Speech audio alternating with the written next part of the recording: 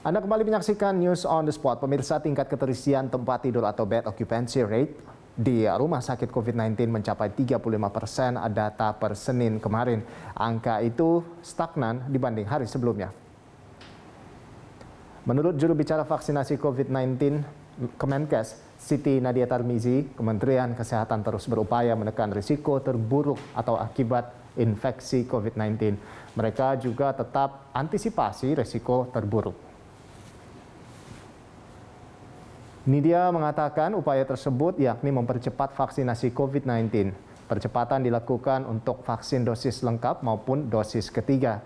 Nadia juga menekankan pentingnya akselerasi vaksinasi khususnya bagi kelompok rentan, mulai dari orang dengan penyakit penyerta, lanjut usia, hingga anak-anak.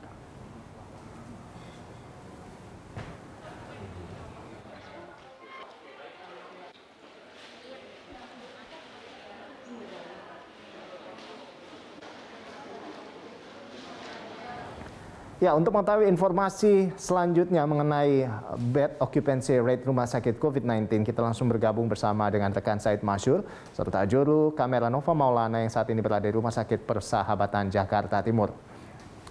Iya, Said, tadi Anda sempat sampaikan di awal bahwa bed occupancy rate COVID-19 ini menurun. Nah, seperti apa update terbarunya atau selengkapnya? Baik Rolando, kalau informasi yang kami dapatkan, memang jumlah pasien COVID-19 yang saat ini dirawat di Rumah Sakit Umum Pusat Persahabatan Jakarta Timur ini memang sudah mulai menurun. Memang dari total kapasitas yang sebelumnya ada 65 bed tempat tidur yang disediakan oleh pihak rumah sakit, saat ini penurunan jumlah pasien sudah mulai terjadi. Namun dari segi data ada berapa jumlah pasien yang saat ini dirawat, memang kami belum mendapatkan data secara lengkap karena pihak rumah sakit akan mengumumkan dalam bentuk press conference yang akan dilakukan beberapa waktu lagi. Namun yang pasti adalah pihak humas rumah sakit dari Rumah Sakit Umum Pusat Persahabatan ini mengatakan jumlah pasien ini sudah mulai menurun. Ada 65 bed yang disediakan dari sejak awal Omikron ini yang terjadi ini, Rolando. Dan sekali lagi yang kami pantau juga memang kalau kami tiba sejak pagi tadi, Rolando, kami belum melihat sama sekali pasien COVID-19 yang masuk ataupun dirujuk di Rumah Sakit Umum Pusat Persahabatan ini.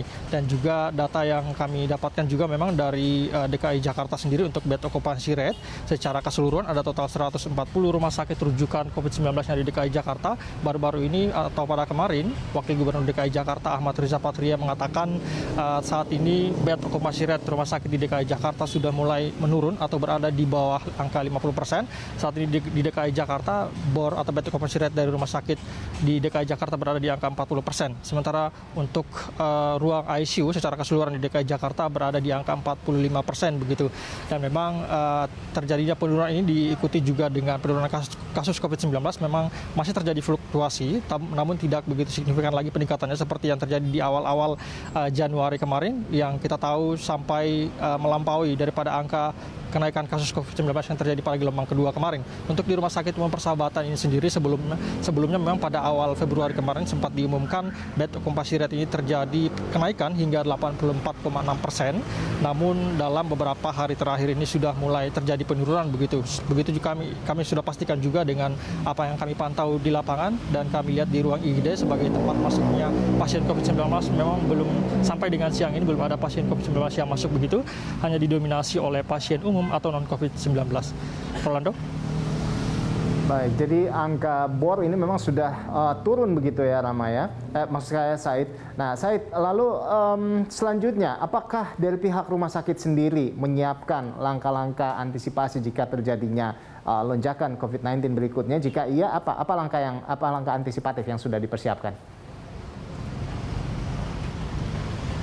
Betul sekali, Rolando. Sejak awal ditemukannya Omikron di DKI Jakarta, memang semua pihak rumah sakit rujukan COVID-19 sudah menyiapkan sejumlah antisipasi untuk di Rumah Sakit Umum Pusat Persahabatan ini sendiri. Sebetulnya sejak awal diumumkannya Omikron, mereka sudah menyediakan sekitar 280 bed tempat tidur yang dikhususkan untuk pasien COVID-19. Dari total semuanya ada sekitar 450-an tempat tidur yang ada di Rumah Sakit Umum Pusat Persahabatan ini. Namun pihak dari rumah sakit mengatakan sejak awal awal Januari kemarin mengumumkan disediakan setidaknya ada sekitar 280-an apabila memang terjadi lonjakan kasus COVID-19. Begitu juga dengan mengkonferensi beberapa ruangan IGD yang sebelumnya untuk pasien umum akan dikonferensi ke ruangan yang dikhususkan untuk merawat pasien COVID-19.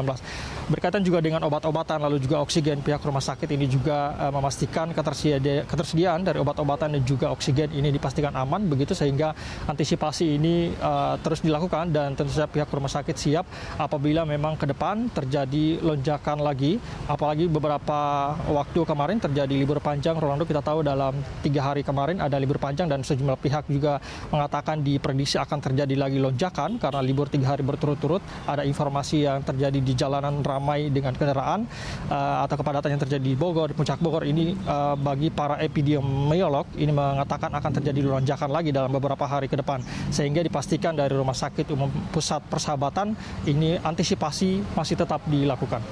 Demikian, Rolando. Baik, jadi masih tetap dilakukan antisipasi ya di RSUP Persahabatan. Terima kasih atas laporan Anda, Said. Kami tentunya berharap tidak ada lonjakan COVID-19 lagi ya. Ya, selamat bertugas kembali, Said. Ya, demikian tadi laporan dari rekan Said Masyur dan juru kamera Nova Maulana langsung dari Rumah Sakit Umum Persahabatan, Jakarta Timur.